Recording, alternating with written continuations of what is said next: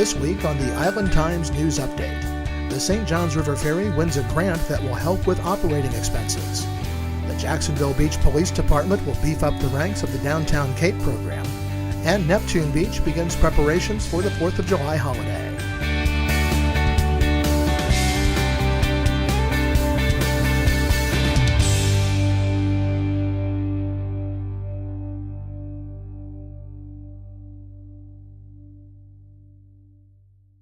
Welcome to the Island Times News Update. I'm Tom Patton. The Federal Highway Administration has awarded the St. Johns River Ferry a $900,000 grant from the Federal Lands Access Program. The grant will be distributed to the ferry in two $450,000 annual payments beginning this fiscal year. The Federal Lands Access Program provides funding for projects located on federal lands or transportation facilities that are located on or adjacent to or that provide access to federal lands. The St. Johns River Ferry links State Road A1A, thereby providing convenient access to both the Timucuan Ecological and Historical Preserve and Naval Station Mayport. Ferry Commission Chair Councilman John Crescembeni said that the grant can be used to help offset operating expenses for the service. Although the ferry was recently out of service for nearly 6 weeks earlier this year, both ridership and revenues for fiscal year 2014 are up from last year for each full month the ferry has been in operation. The Jacksonville Beach Police Department will soon see 4 new officers in the Downtown Cape or Community Assisted Policing Effort program. The Jacksonville Beach City Council voted Monday night to fund 4 new positions for the program. Jacksonville Beach Police Chief Patrick Dooley said it will take between 30 and 90 days to put the boots on the street. The new officers will have to be hired and trained, but they will not be the officers assigned to the Cape program. Dooley said that adding 4 officers to the force will allow overall better police presence, not only in the downtown area, but in Jacksonville Beach as a whole. According to a memo from City Manager George Forbes, based on current salary and expense levels, the addition of 4 officers will cost approximately $493,424 for the first full year, making the total annual budget for the Cape about $1,125,000. The Jacksonville Beach City Council also voted to allow businesses to display temporary banners up to 3 times each year after obtaining a permit from the city. Prior to the change, businesses were able to display such banners only during a grand opening for up to 31 days. The new rules allow banners to be displayed for up to 15 days, as many as 3 times per year. City Manager George Forbes said that changing the rules governing changeable signs will take somewhat longer. He said that because the changeable signs are permanent and covered by the sign ordinance, the rules will need to be reviewed by the City Planning Commission before coming to the council for a vote. Forbes had recommended that changeable signs be allowed to update their messages every 8 seconds, which is the standard that was adopted by Jacksonville. The current ordinance only allows the signs to be changed once every 24 hours. Forbes said that some have told him that a change every 8 seconds might be too frequent and the period might be longer. Neptune Beach is making plans to handle crowds anticipated on the 4th of July. Police Chief David Sembach made a presentation to the Neptune Beach City Council at their workshop meeting Monday night to explain what the small police force can and can't do on July 4th. Sembach asked that the council pass 3 ordinances before the holiday, one that would prevent the obstruction of the public right-of-way, one dealing with refusal to disperse, and one dealing with public profanity. He said that the 3rd issue is the most sensitive given First Amendment laws, and that words are no longer considered profanity unless they, quote, incite violence. Sembach said the city of Jacksonville has offered 6 police officers to assist in Neptune Beach, and he will seek the assistance of additional off-duty JSO officers in the effort.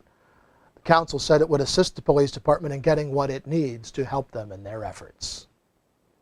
Well, after giving businesses 10 years and 180 days to bring their signs into compliance with an ordinance passed in 2004, the city of Neptune Beach may reopen the ordinance and make wholesale changes in the code.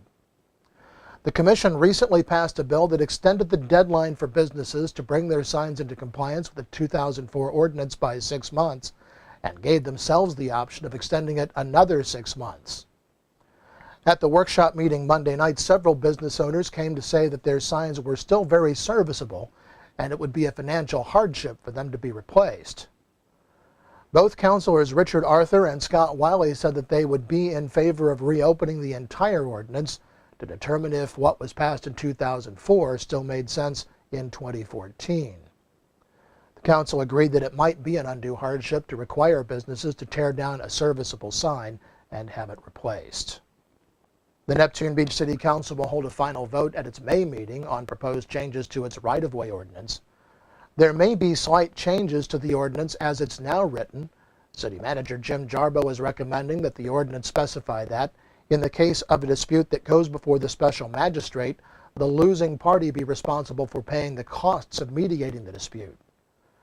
City Attorney Richard Kwiatkowski added that the burden of proof will be on the city should they disallow a permit. They will have to convince the magistrate that the permit should be denied. When we come back, Wave Masters at the Pier and Farm to Table Week in Ponte Vedra Beach. This is the Island Times News Update. Charlie's Tropic Heating and Air Conditioning in Atlantic Beach offers a full range of residential and commercial heating and air conditioning services, from new installation to replacement and remodeling. Charlie's Tropic Heating and Air Conditioning can keep your home comfortable year-round, and they offer preventive maintenance contracts to keep your system running at peak efficiency. Charlie's Tropic Heating and Air Conditioning is an authorized Bryant dealer and will service all brands. For year-round comfort in your home or business, contact the original Charlie's Tropic Heating and Air Conditioning at 241-1788. Beaches Academy Child Care Center in Jacksonville Beach has been offering affordable, loving child care to families in the Beaches communities for 35 years. Conveniently located on Penman Road, Beaches Academy offers care for children from infants through preschool, with programs that encourage learning and outdoor play. Our affordable tuition means families can get quality child care at a price that fits their budget. Contact Beaches Academy at 246-3885 and schedule a tour of our center. Beaches Academy, the child always comes first.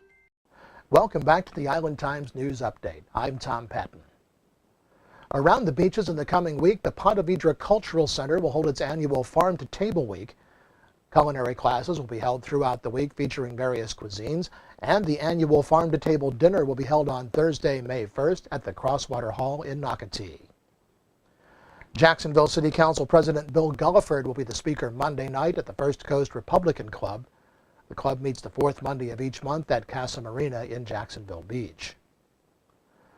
The Wave Masters Pro-Am surfing competition will be held at the Jacksonville Beach Pier May 3rd and 4th. Over 300 of the top surfers in the Southeast will compete for thousands of dollars in prizes, as well as the event's iconic balsa wood trophies. Also on May 3rd, the Jacksonville Beach Police Department will hold its annual Kids Fishing Rodeo at Huguenot Park beginning at 9 a.m. And the next Songwriters Concert will be held at the Adele Grage Theater in Atlantic Beach on May the 4th. The 2-hour free open mic program begins at 5:45 p.m., hosted by Mike Shackelford. The National Weather Service says that after a nice weekend, we can expect partly cloudy skies and a daily chance of showers. Highs will be in the upper 70s through the week. The Island Times is always digital, always free at www.theislandtimes.com. Become a subscriber to the website and receive updates in your email box of new content on the site. And don't forget to like us on Facebook. I'm Tom Patton. Thanks for watching.